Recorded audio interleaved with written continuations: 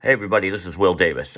Just uploaded an article to the blog, first time in a couple years actually, on the Barr typewriter. Here you see an early model Barr. There's one thing in that article that's kind of hard to understand from just the pictures and the patent drawing, so I want to show it to you. You'll notice this early model Barr here does not have a tab key, and many other Barrs, like this later one from Weedsport, do have a tab key. The reason for that is this early model has what's called a paragraph and indent device. So it's operated by this lever right here on the back of the carriage. If I turn it around, you can see.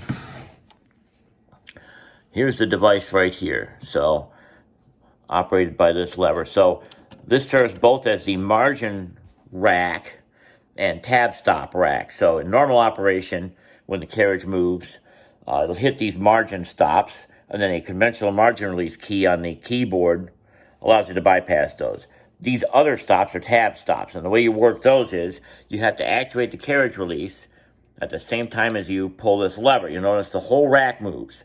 That allows tangs protruding the other direction to hit a stop on the typewriter, on the frame, and stop the carriage there. So this is clever and inexpensive, but kind of clumsy and not competitive.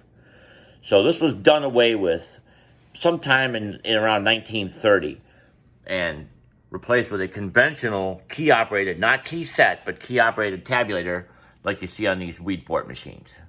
So go check out the new article. I'll put a link to it either in the description or in the comments below.